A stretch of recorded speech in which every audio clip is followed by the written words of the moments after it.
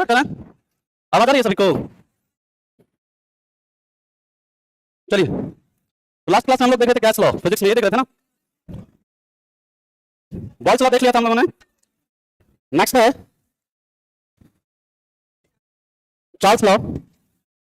आवाज नहीं आ रहा है अभी? ठीक है, क्या हुआ? वॉल्यूम बढ़ाएं? अभी ठीक है? हेलो, माइक टेस्टिंग, माइक ठीक। चार्ल्स लॉ में देखते हैं चार्ल्स का नियम। चलो, ये कहता है नियत दाब पर एट कांस्टेंट प्रेशर वॉल्यूम यानी आयतन तापमान के समानुपाती होता है। आयतन तापमान के समानुपाती होता है, यानी कि volume is directly proportional to temperature. देखो, अगर आप वॉल्यूम बढ़ाओगे तो टेम्परेचर क्या, मतलब टेम्परेचर बढ़ाओगे तो वॉल्यूम क्या होगा? बढ़ेगा। और टेम्परेचर अगर घटाओगे तो वॉल्यूम क्या होगा? घटेगा। देखो एक्चुअली ये ना केमिस्ट्री में भी पढ़ लेते हैं, कई बार फिजिक्स में हम लोग हीट एंड टेम्परेचर के साथ भी पढ़ लेते हैं इसको। मैंने टॉपिक हमको पढ़ना है और फिजिक्स केमिस्ट्री हमें को पढ़ाना है, तो फिर है ना, अच्छा देखेंगे वो तो। चलो, अब देखो यहाँ पे वॉल्यूम और टेम्परेचर का अगर आपसे ग्राफ पूछे ना, इसमें वॉल्यूम और टेम्परेचर का ग्राफ जो होता है ना, ऐसा कुछ बनता है इस तरह से। जैसे जैसे टेम्परेचर बढ़ाते हैं वॉल्यूम भी क्या होता है? बढ़ता रहता है। आपसे पूछ देगा कि इसमें कौन सा ग्राफ चार्ल्स लॉ को रिप्रेजेंट कर रहा है, इस तरह से चार्ल्स लॉ का ग्राफ रहता है। इसे आप लिखिए, फिर चलते हैं। नेक्स्ट है हमारा गै-लुसैक लॉ, फिर देखेंगे अवोगाद्रो लॉ, और उसके बाद यहां से किस तरह के न्यूमेरिकल्स बन सकते हैं एक दो, उसे भी हम लोग देख लेंगे, और फिर चलेंगे वर्क, एनर्जी एंड पावर।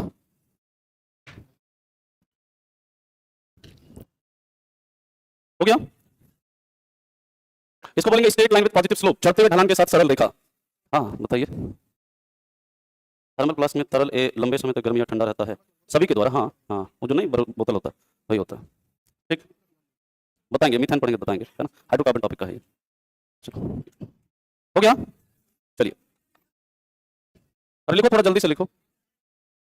चलो, नेक्स्ट है गै-लुसैक लॉ।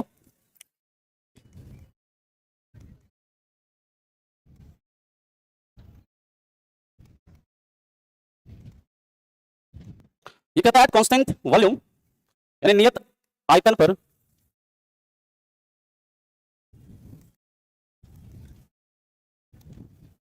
प्रेशर जो होता है, दाब तापमान के समानुपाती होता है। दाब तापमान के समानुपाती होता है, यानी कि pressure is directly proportional to temperature. यानी कि टेम्परेचर बढ़ाइएगा प्रेशर क्या हो जाएगा? बढ़ जाएगा ना। अरे डायरेक्टली प्रोपोर्शनल है ना, तो जैसे टेम्परेचर बढ़ाइएगा प्रेशर बढ़ेगा, टेम्परेचर घटाइएगा प्रेशर क्या हो जाएगा? घट जाएगा। क्यों? क्योंकि वॉल्यूम क्या है आपका? कांस्टेंट है। और यहाँ पर वॉल्यूम और यहाँ पर जो प्रेशर और टेम्परेचर का जो ग्राफ होगा वो कैसे रहेगा? इस तरह से आपका स्ट्रेट लाइन बनेगा कि टेम्परेचर बढ़ेगा तो प्रेशर बढ़ेगा, टेम्परेचर घटेगा तो प्रेशर घटेगा। ये ग्राफ भी आपको हो सकता है जब मुश्किल थोड़ा बने सवाल तो मे भी आपसे पूछते हैं। इसके बाद अवोगाद्रो का नियम देखते हैं कि अवोगाद्रो का नियम क्या कहता है।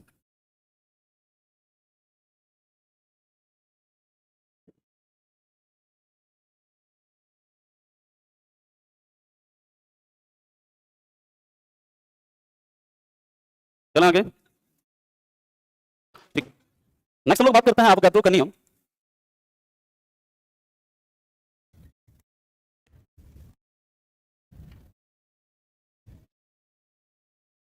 ये कहता है एट एसटीपी, मतलब कि एसटीपी पर, एसटीपी का मतलब है नियत ताप एवं दाब पर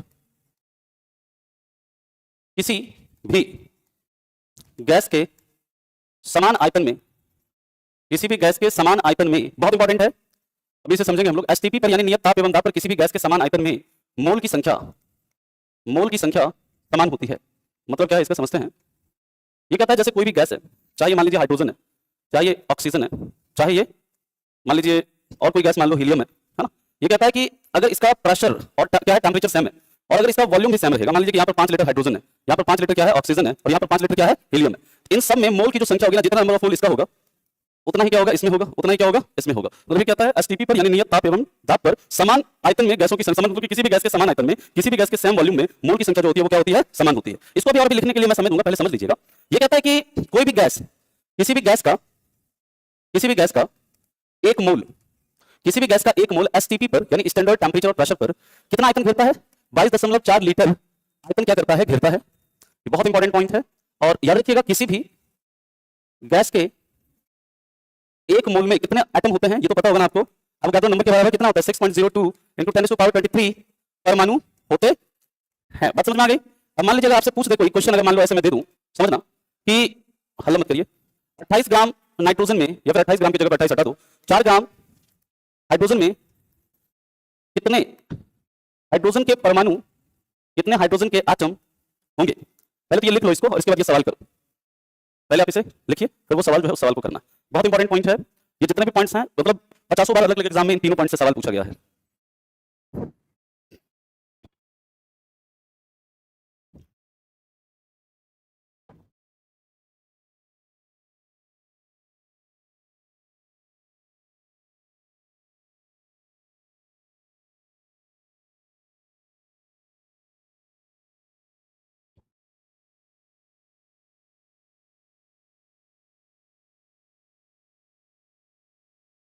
हो गया, अगला स्लाइड कर दूं। ठीक है, ये क्वेश्चन हुआ, बताओ। कोई नहीं, इसमें 2-3 सवाल करेंगे, हो जाएगा।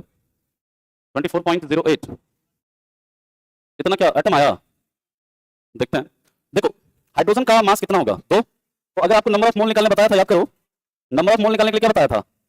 हाँ, इसका कितना मास है, जो मास दिया हुआ है, अब बटे इसका एटॉमिक मास जो भी है कितना हो जाएगा 2, तो यानी कि कितना हो जाएगा, इसका नंबर ऑफ मोल कितना आ गया 2 आ गया। तो नंबर ऑफ एटम क्या हो जाएगा, नंबर एटम बराबर 2 गुने एक मोल में कितना है इतना 6.02 इंटू 10⁻23, तो कितना हो जाएगा 12.04 इंटू 10⁻23। ये सब सवाल पूछता है इस तरह से, है ना। इतने एटम्स आपके क्या होंगे, प्रेजेंट होंगे। एक सवाल और कर लीजिए ऐसा, तब जाकर के दूसरा सवाल कर लेंगे तो मैं समझ जाऊंगा कि आप लोगों को आ गया। आगे चलें, कोई नहीं कर लो। नंबर ऑफ मोल को निकालने के लिए बताया था ना, मास बटे मॉलिक्यूलर मास, है ना। अच्छा, एक सवाल और करते हैं।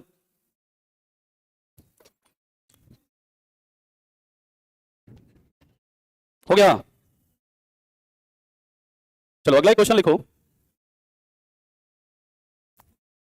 34 ग्राम, 34 नहीं, रुक जाओ, 34 नहीं है, 40 ग्राम अमोनिया गैस के परमाणुओं, गैस में परमाणुओं की संख्या या गैस के परमाणुओं की संख्या कितनी होगी तथा यह एसटीपी पर, तथा एसटीपी पर इसका वॉल्यूम कितना होगा, इसका आयतन कितना होगा, है ना। ये कर लीजिए, फिर इसके बाद हम लोग अगले सवाल, अगले मतलब टॉपिक पर मूव करेंगे। करिए, 40 ग्राम अमोनिया है, कह रहा है इसके अमोनिया गैस में परमाणुओं की संख्या कितनी होगी तथा कह रहा है एसटीपी पर इसका आयतन कितना होगा। दो सवाल है एक ही प्रश्न में। देखो इसका तो एक तो पहले नंबर ऑफ मोल निकालिए, मोल की संख्या कितनी हो जाएगी 40 बटे अमोनिया, कितना अमोनिया मतलब -3, इसका मॉलिक्यूलर मास निकालो कितना 14 + 6, ये होगा द्वितीय 6, यानी 14 + 6 कितना हो जाएगा 20, यानी बटे 20, तो यहां पर कितना आ गया, नंबर ऑफ मोल आ गया 2। अब देखो इसका तो जो आपका नंबर ऑफ एटम हो जाएगा दैट इज 2 गुने 6.02 इतना 10⁻23, ये आ जाएगा, ये तो ठीक है। अब आपको बताया है कि एसटीपी पर एक मोल जो है कितना आयतन घेरता है 22.4 लीटर, यही घेरता है ना जी। एसटीपी पर 2 मोल है, इसका 2 मोल कितना घेरेगा, यूनिट मेथड लगाओ ना, 2 गुना 22.4 यानी कितना 44.8 लीटर। ठीक है, बात समझ में आ गई। इस तरह का सवाल पूछेगा कर दीजिएगा आप लोग, है ना। ऐसा ही न्यूमेरिकल पूछेगा, इससे ज्यादा मुश्किल आपसे नहीं पूछेगा। ठीक है, अब जैसे अगर एक क्वेश्चन और करना है तो कर सकते हो, लेकिन क्या करना है करा दें। हाँ, मेरे हिसाब से वो बहुत पूछेगा नहीं आपसे। जैसे क्या पूछ देता है ना ऐसे कि एक किस मतलब एसटीपी पर अगर 5 लीटर हाइड्रोजन में 500 आइटम है मान लो, है ना, तो उसी एसटीपी पर 25 लीटर नाइट्रोजन में कितना आइटम होगा। 5 लीटर हाइड्रोजन में 500 आइटम है ना, 25 लीटर नाइट्रोजन में कितना आइटम होगा, 500 गुना 5 कर दो, है ना, 2500 आइटम हो जाएगा। मतलब इस तरह का बेसिक सवाल बने, 2500 होगा बिल्कुल। चलिए अब हम लोग बात करते हैं, नेक्स्ट टॉपिक है हमारा वर्क, एनर्जी एंड पावर, कार्य, ऊर्जा एवं शक्ति। अच्छा से क्या नहीं पढ़ाया बताओ, नहीं अगर नहीं समझ आया तो पूछिए, बताएंगे फिर से आपको। अब हम लोग बात करते हैं कार्य, ऊर्जा, शक्ति की, इसी में हम लोग बात करेंगे टॉर्क वगैरह की भी, है ना। टॉर्क क्या होता है ना, एंगुलर मोमेंटम वगैरह क्या होता है, ये सब हम लोग यहीं पर डिस्कस करेंगे। हाँ, इसी में पढ़ाएंगे टॉर्क और एंगुलर मोमेंटम दोनों। अब देखिए सबसे पहले हम लोग बात करते हैं वर्क की, कि वर्क है क्या। इसमें कल तक जाकर के हमारा ये टॉपिक में भी खत्म होगा, है ना, और ये टॉपिक खत्म हो जाएगा तो समझिए आपका 50% जो फिजिक्स भी खत्म हो जाएगा, है ना। हाँ, इसके बाद अभी 2 टॉपिक जो है, सबसे बड़ा टॉपिक है light and general properties of matter, है ना, मतलब जिसको हम लोग ऑप्टिक्स भी बोलते हैं। ये 2 टॉपिक खत्म हो जाएगा तो समझिए 80% खत्म। चलो कार्य की बात करते हैं, कार्य है क्या, पहले ये समझो। जैसे कोई पिंड है, इस पर हम क्या करते हैं, फोर्स लगाए कुछ, अब इस पर कुछ फोर्स लगाएंगे तो ये डिस्प्लेस होगा ना जी, आया ना बोलो। मान लो डिस्प्लेस हो गया ये, और डिस्प्लेस हुआ कितना, तो मान लीजिए कि डी मीटर इसमें क्या हुआ, डिस्प्लेसमेंट हुआ, है ना। अब ये जो वर्क है, वर्क क्या है, याद रखिएगा, यह बल एवं विस्थापन का अदिश गुणनफल है। कैसा गुणनफल है, अदिश गुणनफल है। देखो एक होता है वेक्टर प्रोडक्ट होता है, एक स्केलर प्रोडक्ट होता है। वेक्टर प्रोडक्ट में क्या होता है ना, जैसे यहां पर ये भी वेक्टर है और डिस्प्लेसमेंट तो ये भी क्या है, वेक्टर है। जैसे मान लीजिए दो वेक्टर है, इसका क्रॉस प्रोडक्ट होता है एक, ये क्या होता है आपका ए बी साइन थीटा होता है, और जो आपका डॉट प्रोडक्ट होता है ना वेक्टर का, बस इतना याद रखिए, ये क्या होता है, ए बी कॉस थीटा होता है ना। तो ये जो वर्क है, वर्क क्या है, बल एवं विस्थापन का क्या है, अदिश गुणनफल है, यानी it is scalar product of force and displacement. अब इसका वर्क को निकालेंगे अगर, तो क्या हो जाएगा, वर्क बराबर कार्य बराबर, बताओ। हम लोग लिख सकते हैं ना इसे एफ इंटू क्या डी, लिख सकते हैं या नहीं बोलो। यानी कि इसको हम लोग ऐसे लिख सकते हैं क्या, कार्य बराबर एफ डी कॉस थीटा। अब सवाल उठता है एफ क्या है, तो एफ है बल, डी क्या है विस्थापन। अब सवाल उठता है सर ये थीटा क्या है, तो थीटा याद रखिएगा बल एवं विस्थापन के बीच का कौन है, बल एवं विस्थापन के बीच का कौन है, एंगल है ना, angle between force and displacement. ठीक है, पहले आप इसे लिखिए, अभी तो पूरा इसको कार्य को देखना है अच्छे से, कब पॉजिटिव वर्क होता है, कब नेगेटिव वर्क होता है, कब जीरो वर्क होता है, इसका एग्जांपल देखना है ना? बहुत कुछ इसमें देखना होगा आपको। फिर देखेंगे एनर्जी, फिर देखेंगे पावर, फिर टॉर्क, फिर मोमेंटम, मतलब एंगुलर मोमेंटम।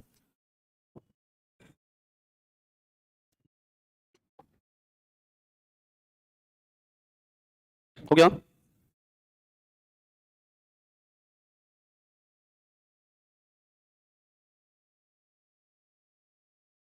चला आगे, चलिए अब, अच्छा ठीक ठीक कोई बात नहीं है, तुम लोग को आ रहा है समझ में, हाँ जी रवि बाबू है ना, ब्लॉक हो जाएंगे गजब आदमी है एकदम, है ना। इंस्टा आईडी था, स्मार्ट स्मार्ट बंदा, ब्लॉक करिए इसको, है ना। इंस्टा आईडी बांटा है यहाँ पे, पढ़ने आया है कि पता नहीं एक कह रहा है जितेंद्र यादव की यहाँ से खाली सब खाली लड़की पटाता है मान लो ब्लॉक इसका, ये सब क्या बोले ना कि इन लोगों का अपना अलग दुनिया है, इन लोग अपना वर्चुअल जीवन में जीता रहता है। चलिए खैर अगले पॉइंट पर आते हैं। यह एक अदिश राशि है, यह एक ऐसा है स्केलर प्रोडक्ट है, मतलब स्केलर क्वांटिटी है। इसका देखो ऐसा यूनिट निकालना है आपको, ऐसा यूनिट क्या होगा, तो फोर्स का क्या होता है न्यूटन, है ना, डिस्प्लेसमेंट का क्या होगा मीटर, ये न्यूटन मीटर होता है ना, इसी को हम लोग क्या बोलते हैं, जूल, क्या बोलते हैं, जूल। बाकी इसका वीमा आपको निकालना बताए थे, क्या होता है वीमा, ml2 t-2 पता है ना जी। साथ ही साथ इसका सीजीएस यूनिट क्या होता है, अर्ग, एक जूल में कितना अर्ग, 10 पर पावर 7 अर्ग, है ना, ये सब तो आपको पता है कि नहीं। चलो बाकी वर्क को मेजर करने के लिए याद रखिएगा जूल मीटर, इसको किससे मेजर करते हैं, जूल मीटर से मापते हैं, या फिर कैलोरी मीटर भी कहते हैं, है ना, जूल मीटर।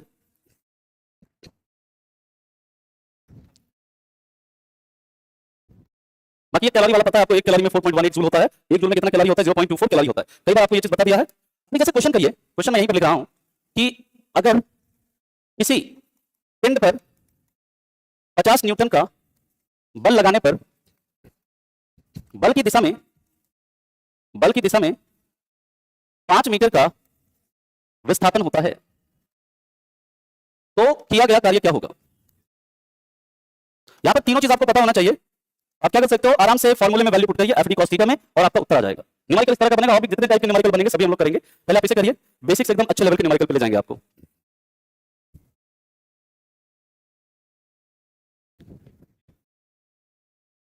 ये तो बहुत बेसिक है। फोर्स आपका दिया हुआ है कितना, 50 न्यूटन, डिस्प्लेसमेंट दिया है कितना, 5 मीटर।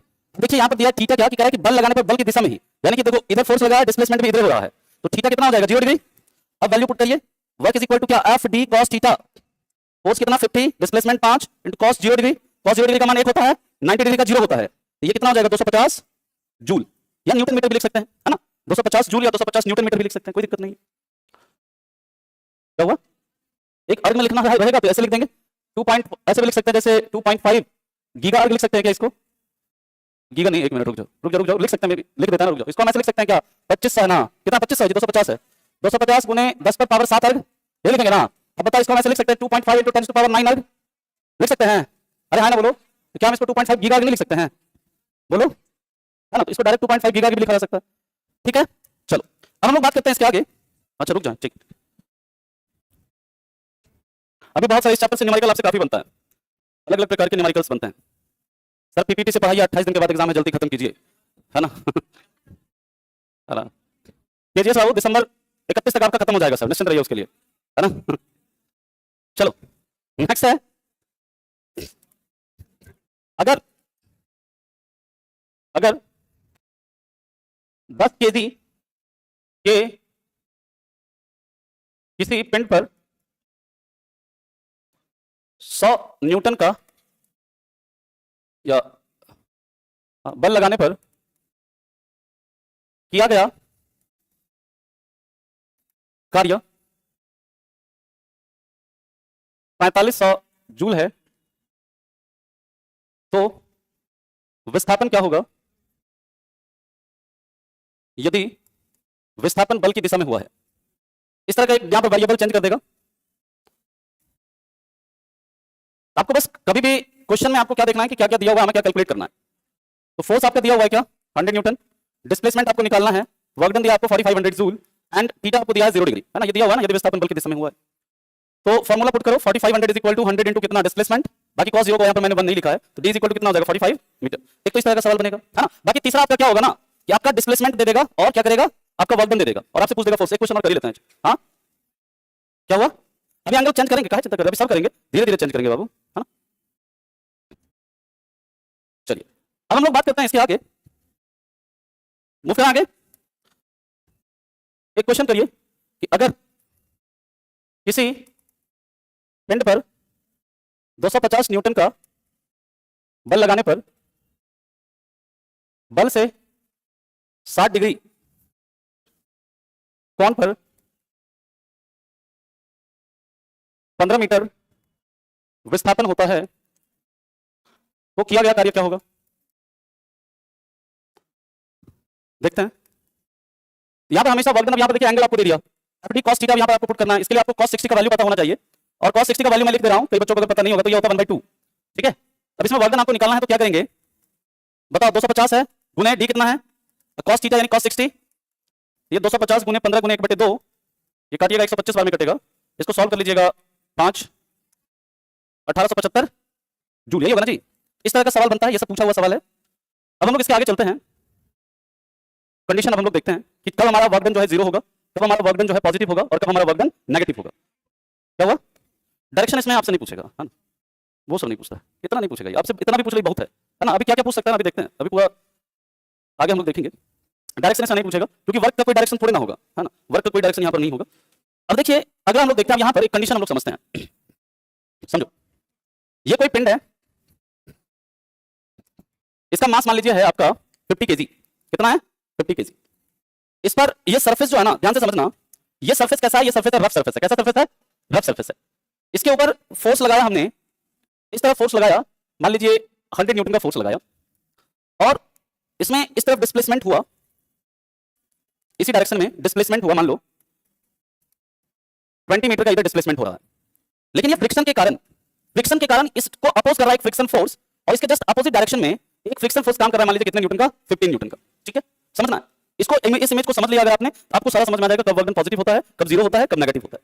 इसके बाद देखिए इसका इधर नीचे की तरफ वेट भी लगेगा और ये वेट किसके बराबर होगा 50 इंटू कितना जी, मान लो 10, मान लीजिए 10 आप अभी, तो 500 न्यूटन इसका क्या हो जाएगा, वेट हो जाएगा, है नहीं। अब इसके ऊपर देखिए कितना कार्य होगा इसका। अगर आपसे पूछूं मैं पहला कि बताइए 100 न्यूटन के कारण किया गया कार्य कितना होगा, 100 न्यूटन के कारण वर्क डन कितना होगा, पहला सवाल। दूसरा सवाल है कि जो घर्षण बल है, घर्षण बल कितना है 15 न्यूटन, इसके कारण किया गया कार्य कितना होगा ये बताओ।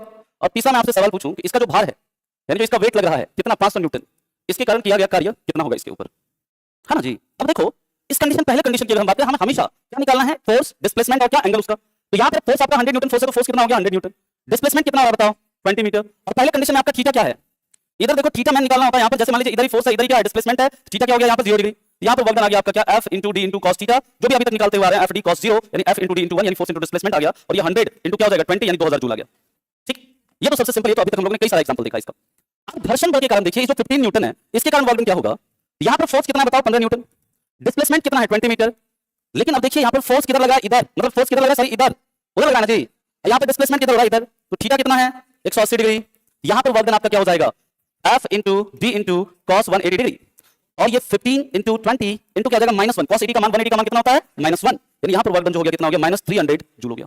हाँ यहाँ बोलो, तीसरा ये फिर से समझा दे रहे, देखो फोर्स यहाँ पर इसका फोर्स, फ्रिक्शन फोर्स किधर लगा है इस डायरेक्शन में, डिस्प्लेसमेंट किधर हो रहा है इस डायरेक्शन में, यानी कि इसके बीच का कोण देखिए, फोर्स इधर डिस्प्लेसमेंट इधर, तो दोनों के बीच का कोण कितना हो गया 180 डिग्री, थीटा आ गया हमारा 180 डिग्री। फार्मूले में पुट किया हमने फोर्स का मान, डिस्प्लेसमेंट का मान और cos 180 का मान होता है -1, कितना होता है -1, तो -1 होता है ना जी, -1 नहीं होता ना जी, हाँ ठीक है -1, तो 15 इंटू 20 इंटू -1 कितना हो गया -300 जूल हो गया। अब इस तीसरा कंडीशन देखिए, यहाँ पर वर्क डन आपसे पूछ रहा है, तो फोर्स कितना है यहाँ पे, जो वेट लगा हुआ है ना फोर्स 500 न्यूटन, डिस्प्लेसमेंट कितना है 20 मीटर, अब लेकिन यहां पर देखो फोर्स लगा है किधर, इस डायरेक्शन में, डिस्प्लेसमेंट किधर हुआ है, थीटा कितना हो गया, आप निकालो work done, work done is equal to FD cos 90, cos 90 का मान कितना 0, तो ये वर्क डन क्या हो गया 0, ठीक है। तो यहां पर जो वर्क डन है आपका 0 जूल आ गया, यानी इस पहले कंडीशन में हमने देखा कि in this condition work done is positive, in this condition work done is negative, और इस कंडीशन में आपका वर्क डन क्या है आपका 0, यानी इतना तो समझ में आ गया कि वर्क डन जो है आपका पॉजिटिव भी हो सकता है, नेगेटिव भी हो सकता है और 0 भी हो सकता है। सबको ये बात समझ में आ गई? अगर ये समझ में आ गया तभी हम चलेंगे अगले कॉन्सेप्ट की तरफ मूव करेंगे, यहां पर इन सबके बारे में लिखेंगे आप, ठीक है। पहले आप इसे फटाफट से लिखिए, नहीं समझ में आया किसी को तो फिर से पूछ लो, आगे समझ में, ठीक, क्या हुआ, ठीक है, फिर से समझा था, कोई नहीं, समझो, कोई भी देखो वस्तु है, कोई भी पिंड है, उसका मास दिया था 50 केजी है, इसके ऊपर 100 न्यूटन का फोर्स लगाने पर इधर इधर फोर्स लगाया तो ये 20 मीटर क्या हो गया, डिस्प्लेस हो गया। साथ ही साथ ये रफ सरफेस था, अब रफ सरफेस है तो वहां पे क्या होगा, कुछ ना कुछ फ्रिक्शन लगा था, और फ्रिक्शन फोर्स का मान दिया है कितना, 15 न्यूटन का फ्रिक्शन फोर्स लगा। अब आपसे पूछ रहा है कि इसके इस 100 न्यूटन बल के कारण इस पर कितना वर्क डन हो रहा है, 100 न्यूटन के कारण वर्क डन निकालना है, तो देखिए फोर्स का डायरेक्शन किधर है, इधर है, डिस्प्लेसमेंट किधर हो रहा है, इसी डायरेक्शन में हो रहा है, इधर, तो दोनों का डायरेक्शन के, अब दोनों के बीच का कोण कितना हो गया 0 डिग्री, इसके कारण इस पर किया गया कार्य क्या होगा, FD cos theta, FD cos 0 का मान कितना होता है 1, यानी फोर्स इनटू डिस्प्लेसमेंट हो गया, यानी कि 100 * 20 यानी 2000 जूल हो गया। फ्रिक्शन फोर्स, अब देखिए घर्षण इस डायरेक्शन में लग रहा है, अब इसके कारण कितना वर्क डन होगा, तो घर्षण हमेशा क्या करता है, इसको नुकसान पहुंचाएगा, तभी ना वहां पर अगर हम टोटल इसका वर्क डन निकालेंगे ओवरऑल तो क्या हो जाएगा 2000 - 300 1700 जूल होगा, क्योंकि उसने 300 जूल जो है क्या किया उसके काम को, उसका जो वर्क डन उसे रिड्यूस कर दिया फ्रिक्शन ने, तभी तो फ्रिक्शन को हम लोग क्या बोलते हैं, नेगेटिव फोर्स बोलते हैं। यहां पर देखिए फ्रिक्शन जो है ना इधर है, इसका डायरेक्शन, डिस्प्लेसमेंट किधर है, इधर है, यहां पर थीटा का मान कितना आ जाएगा आपका 180 डिग्री आ जाएगा, इसलिए यहां पर जब वर्क डन निकालेंगे तो FD cos 180 डिग्री होगा, और cos 180 डिग्री का मान कितना होता है -1, यहां पर आपका क्या हो जाएगा 15 गुने डिस्प्लेसमेंट कितना है 20 * -1 यानी कितना -300 जूल, और जो ये इसका वेट लगा है नीचे की ओर, अर्थ की ओर, तो वेट के कारण पूछ रहा है कि इसके कारण कितना वर्क डन हुआ है, वेट अगर नीचे की तरफ लग रहा है और आपका डिस्प्लेसमेंट मान लीजिए कितना हुआ है 20 मीटर हुआ है, तो यहां पर फोर्स का डायरेक्शन इधर, क्योंकि वेट भी क्या एक प्रकार का फोर्स ही है ना जी, डिस्प्लेसमेंट का डायरेक्शन इधर, थीटा कितना हो गया 90 डिग्री, ये वर्क डन आ गया F * D * cos 90 degree, cos 90 degree का मान क्या होता है 0, और तो वर्क डन कितना हो गया आपका 0 हो गया, ठीक है। क्लियर है? यहां पे भी दिक्कत है तो बताओ, हो गया क्लियर सबको? अब इसका एप्लीकेशन लिखेंगे, इसका एग्जांपल लिखेंगे, हां बताइए, नीचे नीचे अगर जाएंगे तब वहां पर डिस्प्लेसमेंट होगा, लेकिन हम नीचे नहीं जा रहे हैं ना, बात समझ में आई? मान लीजिए कि कोई, अभी कई सारे एग्जांपल देखेंगे ना हम लोग, जैसे मान लीजिए कोई है यहां से इधर इसका वेट लगा है, ये इसी डायरेक्शन में आ रहा है मान लीजिए 10 मीटर, यहां पर पॉजिटिव वर्क डन होगा क्योंकि यहां पर फोर्स इधर, डिस्प्लेसमेंट इधर, बात समझ में आया? ये है यहां पर वर्क डन होगा, वहां पर वर्क डन नहीं हो रहा है, अभी कई सारे इसका कराएंगे आपको एग्जांपल, कई सारे करवाएंगे, पहले आप लिखिए, तो मतलब ये मुझे ये समझाना था कि पॉजिटिव भी होता है, नेगेटिव भी होता है और 0 भी होता है, ये सबको समझ में आ गया ना, ठीक है। पानी नहीं है, पानी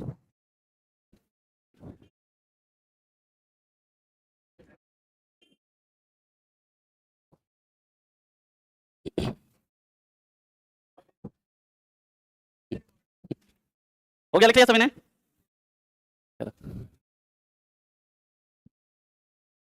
सर पावर पढ़ाएं हाँ, कहां पर fx, अरे d को वहां पर x मान लिया है ना, ऐसा कई जगह देखो विस्थापन को कई जगह s से रिप्रेजेंट कर देते हैं, कई जगह d से, आपकी इच्छा है, आप s कर लो, d कर लो, एक ही बात है ना, d से भी कर देते हैं, जैसे यहां से s इसलिए बुक में लिया ना क्योंकि वो डिस्प्लेसमेंट बराबर जो है ना, वो फार्मूला आपने पढ़ा है, s = ut + ½ at², तो आपकी इच्छा है, मैंने d लिख दिया है ना, आपका मन करे x भी लिख सकते हैं, ठीक है, चलो आ गया समझ में, ठीक है। हाँ, मान लीजिए अगर 100 न्यूटन का हम इस पे फोर्स लगाएं, डिस्प्लेसमेंट हो ही नहीं रहा है, हाँ जी, वो वर्क डन नेगेटिव, यहां पे अगर नेगेटिव नहीं होगा, मान लीजिए कि हम यहां पे इसको क्या कर रहे हैं, धक्का मार रहे हैं, है ना, समझो बात को, इसको हम इसको क्या कर रहे हैं, इसको पुश कर रहे हैं, है ना, लेकिन हम पुश कर रहे हैं, हमको कोई पीछे से खींचे, बात समझ में आ रही है? अब मैं इधर मूव कर रहा हूं, हमें कोई पीछे से खींच रहा है, मतलब कि ये पीछे जो हमें खींच रहा है इसके कारण नेगेटिव वर्क डन होगा, हम इधर इसको पुश कर रहे हैं उसके कारण क्या होगा, पॉजिटिव वर्क डन होगा। यहां पर फ्रिक्शन के कारण तभी तो हम लिखे हैं, यहां पर किसके कारण लिखा है, यहां पर नेगेटिव वर्क डन, फ्रिक्शन के कारण लिखा है ना नेगेटिव वर्क, हाँ, वेट की वजह से 0 हुआ, इस फोर्स की वजह से पॉजिटिव हुआ, आ गया समझ में? अरे हाँ ना बोलो, ठीक है, हाँ चलो, मन में कोई प्रश्न है तो पूछ लीजिए, लिख लिया सभी ने? अभी अब आ रहे हैं, देखिए जो कार्य होता है, कार्य धनात्मक, ऋणात्मक तथा शून्य हो सकता है, यानी work done can be positive, negative and 0। अब पहले हम लोग बात करते हैं 0 वर्क कब कब होगा, शून्य कार्य कब कब होगा, शून्य कार्य कब कब होगा, ये सब पूछता है एग्जाम में यहां से सवाल कि जब विस्थापन शून्य हो, जब विस्थापन शून्य हो यानी जब डिस्प्लेसमेंट 0 होगा तो कार्य क्या होगा आपका 0, जैसे मान लीजिए इस दीवार पर हम 500 न्यूटन फोर्स लगा रहे हैं, इसमें कोई डिस्प्लेसमेंट नहीं हो रहा है ना, अब लगाते हैं हम, कोई वर्क डन नहीं होगा, वर्क डन क्या है 0, आप तुम लगाओगे दूसरा याद रखिएगा, जब बल एवं विस्थापन के बीच का कोण क्या हो 90 डिग्री हो, जब बल और विस्थापन के बीच का कोण कितना हो 90 डिग्री हो, यानी कि इसमें आप लिख सकते हैं ब्रैकेट में जब d आपका 0 हो, यहां पर जब थीटा आपका क्या हो 90 डिग्री हो, तो उस कंडीशन में आपका क्या हो जाएगा, वर्क डन 0 हो जाएगा। अब इसका एग्जांपल लिखिएगा, पहला 0 वर्क डन का, अगर कोई व्यक्ति 100 केजी का सामान अपने सिर पर रखकर 5 वर्ष तक खड़ा रहता है किया गया कार्य शून्य होगा, क्योंकि विस्थापन क्या होगा 0 होगा, है ना? ठीक है, हाँ। अच्छा, पीछे से आया है।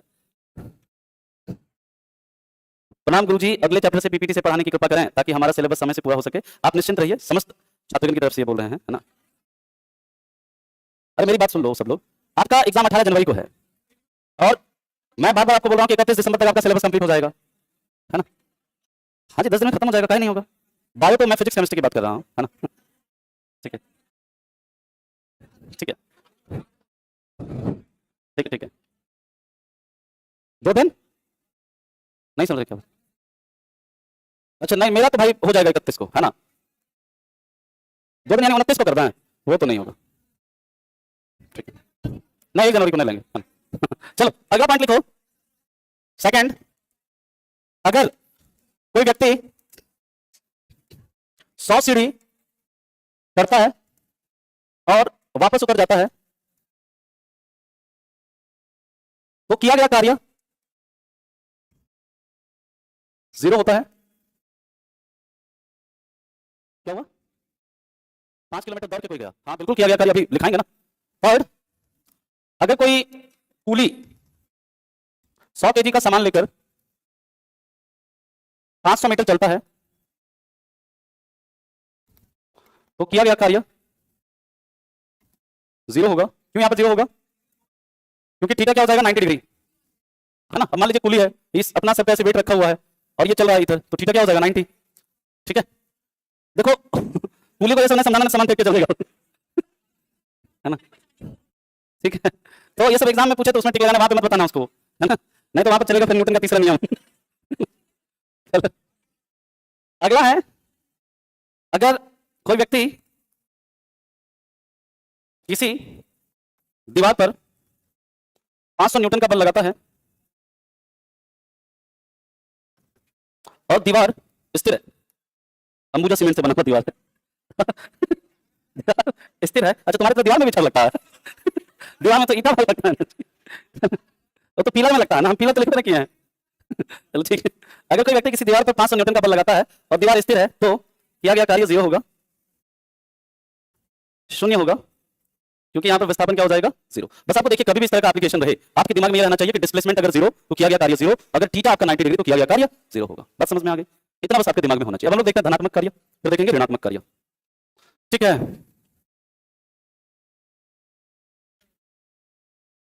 चलो हाँ बोलिए। जब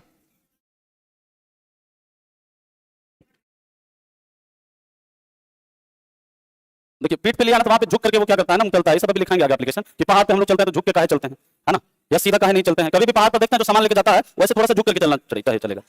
ठीक है, बताएंगे, अभी चिंता मत करो। मतलब धीरे धीरे आगे चलेंगे ना जी, जैसे कंडीशन आता रहेगा चलते रहेंगे।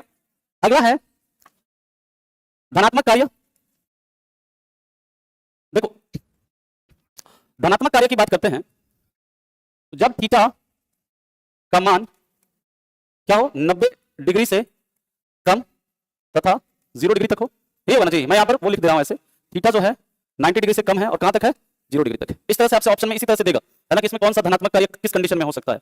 यानी यहां पर जो थीटा आपका 0 डिग्री तक होगा और 90 डिग्री से क्या होगा? कम होगा, तो आपका धनात्मक कार्य होगा। ऋणात्मक कार्य कब होगा? यानी नेगेटिव वर्क कब होगा? जब थीटा का मान क्या हो? 90 डिग्री से ज्यादा तथा 180 डिग्री तक हो, यानी कि थीटा जो है, ये मैंने क्या सही लिखा है ना जी? एरो नहीं नहीं नहीं नहीं, रुक जाओ एक सेकंड, यहाँ पे एरो मैंने गड़बड़ लिख दिया है। नहीं नहीं नहीं, रुक जाओ रुक जाओ, मैंने एरो गड़बड़ लिख दिया यहाँ पे, अब तुम लोग भी देखा नहीं एकदम। चलो यहाँ पे इस तरह से होगा ना, ठीक है, ये ऐसे होगा, है ना? ठीक है, 90 डिग्री से मतलब थीटा का मान क्या कम है और 0 डिग्री से ज्यादा या फिर उसके बराबर है, इस तरह से एरो लगाएंगे ना। अब इसमें यहाँ पे देखिए 90 डिग्री से क्या हो? ज्यादा हो, 90 डिग्री से ज्यादा, और कहां पर? 180 डिग्री से कम या उसके बराबर हो, ये वाला कंडीशन याद रखना। इस तरह से आपसे सवाल बनेगा। ये पॉजिटिव और नेगेटिव कार्य है। अब हम लोग चलेंगे इसके आगे और भी इसके ऑप्शंस। अब सवाल देखते हैं इससे और।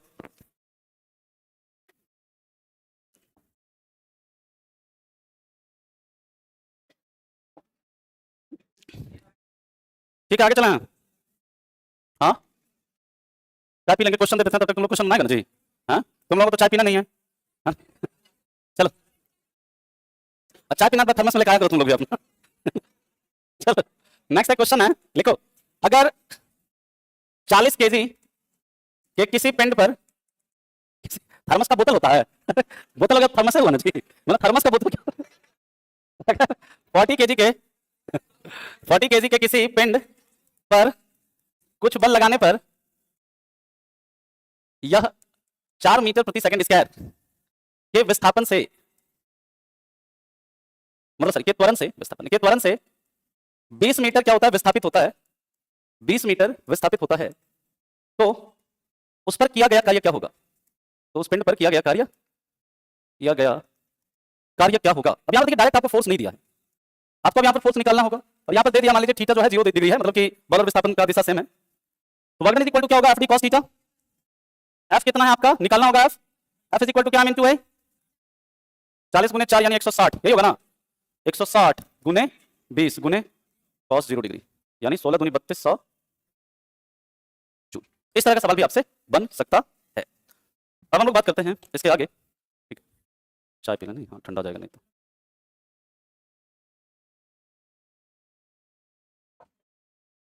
तब तक किसी का कोई डाउट वगैरह तो पूछ लो। विस्थापन नेगेटिव हो सकता है, क्यों नहीं हो सकता है? बताए थे ना विस्थापन में नेगेटिव हो सकता है। मान लीजिए जाना है हमको इस डायरेक्शन में, हम अपोजिट डायरेक्शन में चले गए, वहां पर विस्थापन क्या हो जाएगा? नेगेटिव। एक क्वेश्चन तब तक लिखो और करो एक क्वेश्चन और। तो अगर किसी पिंड पर 35 न्यूटन का बल लगाकर, अगर किसी पिंड पर 35 न्यूटन का बल लगाकर, अगर किसी पिंड पर 35 न्यूटन का, सॉरी, अगर किसी पिंड पर 35 न्यूटन का बल लगाकर 1400 जूल कार्य किया जाता है, 1400 जूल कार्य किया जाता है, तो बल के 60 डिग्री कोण पर विस्थापन क्या होगा? तो बल के 60 डिग्री कोण पर विस्थापन क्या होगा? अभी देख रहे, अभी करिए। 80 मीटर, देखते हैं, करो करो।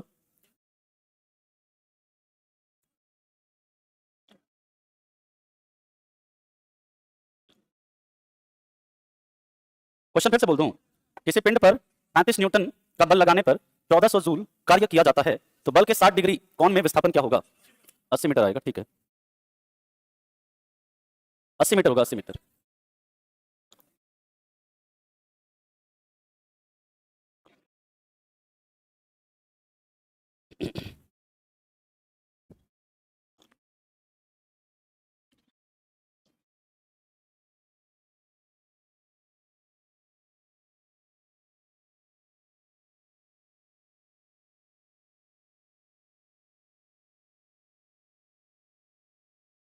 हाँ चल रहा है, बस 2 मिनट में।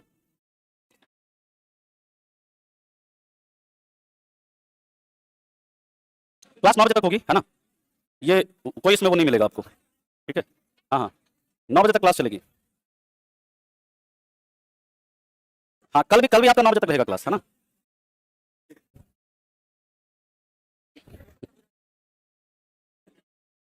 और हो सकता है ये डेली ही 9 बजे तक रहे।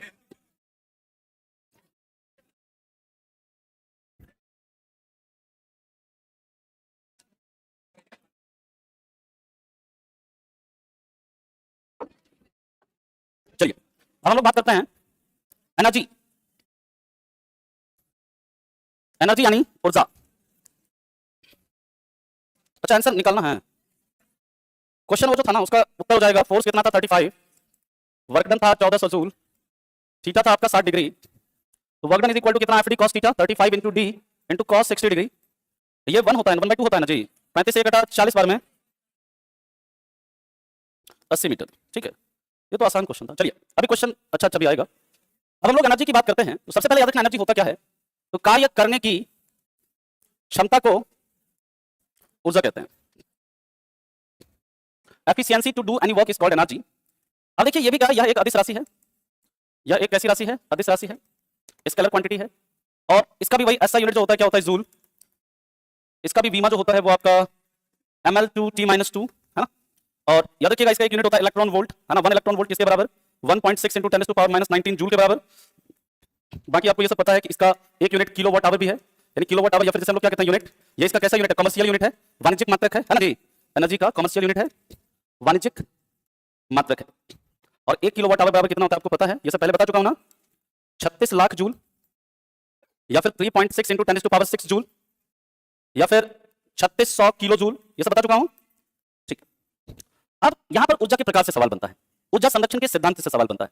काइनेटिक एनर्जी, पोटेंशियल एनर्जी क्या है, उसके एग्जांपल क्या है, जैसे आपसे पूछ देगा उड़ता हुआ हवाई जहाज, उसमें किस प्रकार की ऊर्जा निहित होती है ना। ठीक है, तो अभी बात करेंगे इसके ऊपर क्या क्या है इसमें, ये सब अभी ट्रेलर चल रहा है ना, इसका मेन फिल्म कल देखेंगे आप लोग, है ना। अभी तो ये सब खाली हम देख रहे हैं कि वर्क क्या है, एनर्जी क्या है ना। तो असली खेल तो कल प्रारंभ होगा इसमें, कल जाकर ये टॉपिक हमारा फिनिश हो जाएगा। नेक्स्ट वीक में देखेंगे, नेक्स्ट संडे को सोच रहा हूँ मैं मैराथन रखूंगा, है ना, नेक्स्ट संडे को। हाँ देखते हैं, हो जाएगा आप लोगों का 31 तक हो जाएगा, लेंगे लेंगे मैराथन लेंगे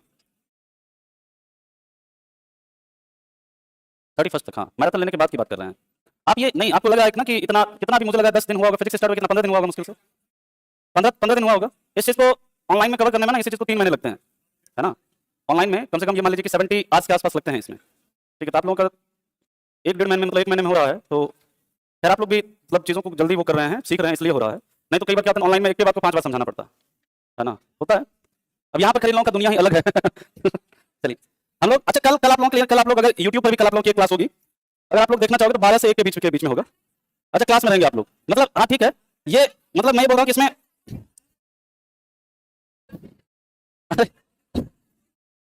चलो कभी भी समय मिले वो देख लेना, मतलब उसमें अच्छे अच्छे क्वेश्चन कराऊंगा। तो अब हम लोग बात कर रहे हैं ऊर्जा के प्रकार।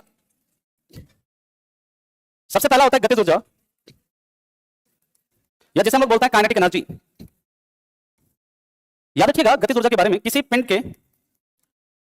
के गति के कारण, यानी कोई पिंड मान लीजिए मोशन में है, जैसे मान लीजिए मैं जाऊं अभी मूव करते करते किसी से टकरा जाऊं, उसको मैं इससे टकराने की बात कर रहा हूं ठीक है, किसी पिंड के गति के कारण, तो उसमें क्या होती है ना, तो मेरे में क्या होगा, जैसे मैं गति कर रहा मतलब मोशन में रहूंगा, तो मेरे में क्या होगा, उस मोशन के कारण एनर्जी जनरेट होगी, उसी को क्या बोलेंगे गतिज ऊर्जा कहेंगे। यानी किसी पिंड के गति के कारण उसमें निहित ऊर्जा को गतिज ऊर्जा कहते हैं। क्या टकरा के दिखाएं चलो ठीक है। अब देखिए अगर मान लीजिए कोई पिंड है, उसका द्रव्यमान मान लो m, और इसका v वेलोसिटी से क्या कर रहा है, मूव कर रहा है, इसकी जो गतिज ऊर्जा होगी, काइनेटिक एनर्जी होगी, वो किसके बराबर होगी, हाफ mv स्क्वायर के बराबर होगी। जहां पर m क्या है, मास यानी पिंड का द्रव्यमान, v क्या है इसका वेलोसिटी यानी पिंड का वेग। ठीक है, पहले आप इसे लिखिए। इसके बाद इससे न्यूमेरिकल आपसे पूछा गया है एग्जाम में, 2-3 बार पूछा है, तो देखेंगे क्या क्या न्यूमेरिकल यहां से है, इसका एग्जाम्पल भी देखेंगे।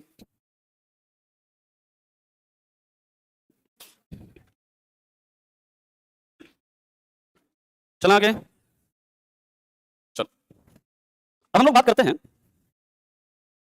लिख लो कोई नहीं, हो गया ठीक। अब मतलब कि अगर मान लीजिए मास को बढ़ाएंगे तो काइनेटिक एनर्जी क्या होगा जी, बढ़ेगा।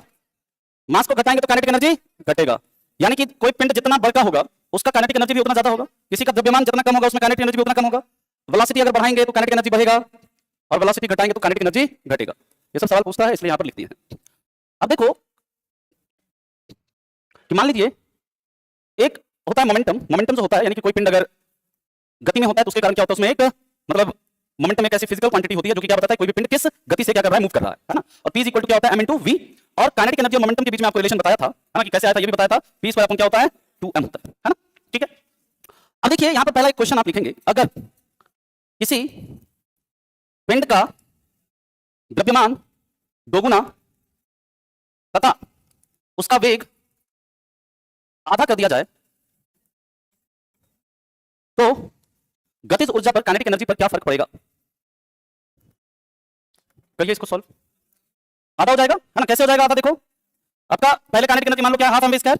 अब नया काइनेटिक एनर्जी निकालना है, क्या करना है, मास को क्या करना है, दोगुना, वेलोसिटी को क्या करना है, half into 2m into V square upon 4 ना जी, ये 2 से 2 बार में कट गया, यानी कि 1/2 गुने हाफ एम वी स्क्वायर हो गया, यानी पहले जितना था उसका क्या हो गया, आधा। तो लिख देंगे यहाँ पर आधा हो जाएगा,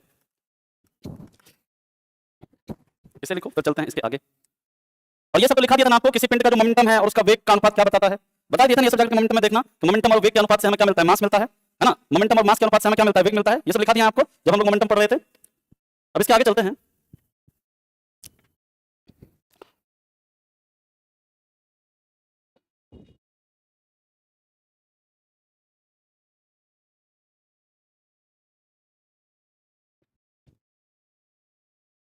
चला आगे,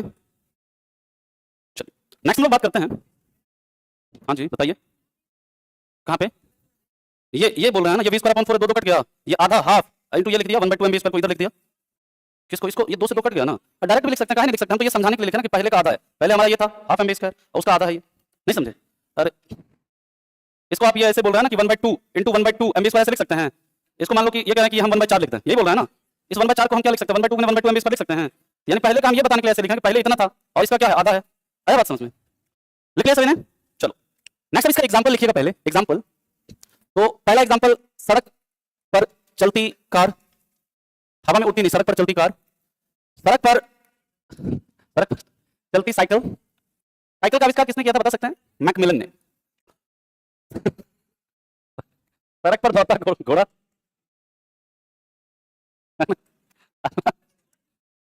नेक्स्ट है पटरी पर चलती ट्रेन,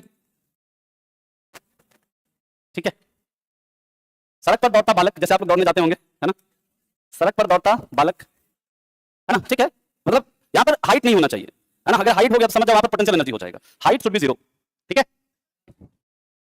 पटरी पर चलती ट्रेन, चलिए अब हम लोग बात करते हैं इसके आगे, आप बहता हुआ पानी भी लिख सकते हैं है ना, बहता हुआ पानी लिख लो, लिखना है तो, पानी में तैरती हुई मछली, वो देखिए नहीं होगा उसमें है ना, पानी में तैरती मछली जो होगी ना उसका कुछ हाइट होगा है ना, और वहां पर कई तरह का वो काम करता है ना, ठीक है, चलिए अब हम लोग बात करते हैं इसके आगे, लिख लिया सभी ने, अब हम लोग बात करते हैं कि जैसे क्वेश्चन आपसे बन जाता है कि अगर दो पिंड का द्रव्यमान अलग है तथा मोमेंटम, ये करवा दिया था क्या, मुझे लग रहा है कि करवाया है मैंने, तथा मोमेंटम समान है, करवा दिया है, तो किसकी वो गतिज ऊर्जा जो होगी, गतिज ऊर्जा के बारे में याद रखिएगा, तो गतिज ऊर्जा यहां पर देखो क्या, kinetic energy is equal to क्या, p स्क्वायर अपॉन 2m है, करवाया है ना, हाँ, p square is equal to क्या होता है 2m इनटू काइनेटिक एनर्जी, तो p इज इक्वल टू क्या होता है under root 2m into kinetic energy, और इसी का जैसे मान लीजिए कि अब यहाँ पर क्या कह रहा है कि दो पिंड है उसका द्रव्यमान क्या है अलग है और मोमेंटम क्या है आपका समान है, तो किसकी काइनेटिक गतिज ऊर्जा की बात करें तो यहाँ पर देखो गतिज ऊर्जा और जो मास है इसके बीच में रिलेशन कैसा है, इनवर्सली प्रोपोर्शनल है, अगर मोमेंटम मान लीजिए सेम रहेगा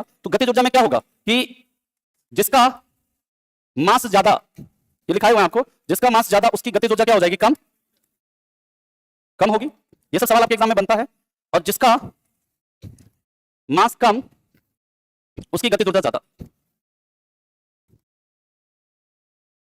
और वहीं पर आपका दूसरा तरह का सवाल बन जाता है इस तरह से, ये मैंने लिखा दिया हालांकि समझ लो फिर से एक बार, अगर मान लीजिए काइनेटिक एनर्जी क्या है सेम है, काइनेटिक एनर्जी सेम है और मास अलग अलग है, तो मोमेंटम पर क्या होगा, जिसका मास ज्यादा होगा उसका मोमेंटम ज्यादा, क्योंकि यहाँ पर डायरेक्टली प्रोपोर्शनल है ना, इधर जिसका मास कम उसका मोमेंटम क्या हो जाएगा, कम हो जाएगा, इस तरह का सवाल बनता है, तो याद रखना इसको। अब इसके बाद अगले पॉइंट पर चलते हैं, एक सवाल करते हैं हम लोग,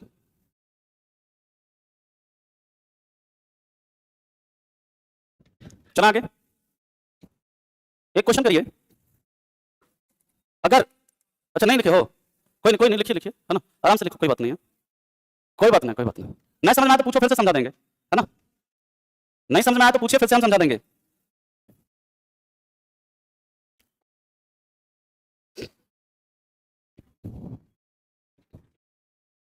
चला ठीक।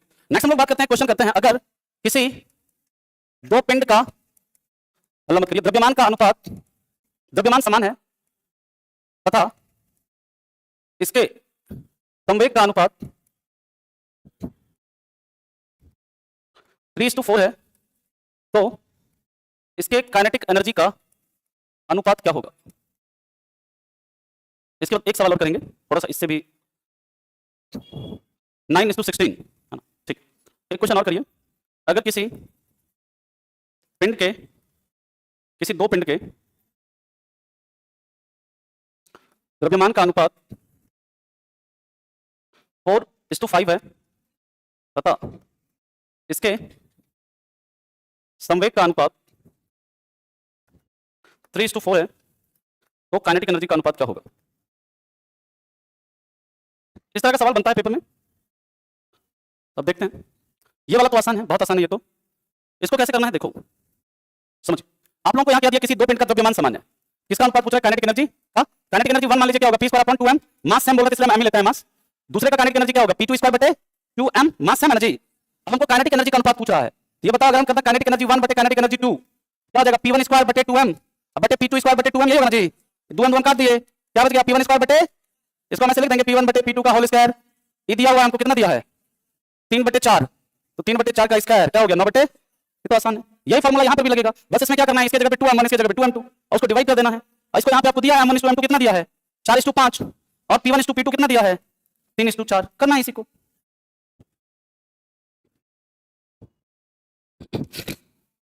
किसी वस्तु का मोमेंटम डबल कर दिया जाए, वेट हाफ कर दिया जाए तो उसकी गतिज एनर्जी कितना होगा। अच्छा ठीक है, करते हैं अभी कितना होगा। मोमेंटम डबल कर दिया जाए, वेट हाफ कर दिया जाए, वेट की वेग क्या बोल रहे हो, ठीक है देख लेते हैं, हमको भी नहीं पता, हम भी ऐसे रैंडम डाटा दिए हैं।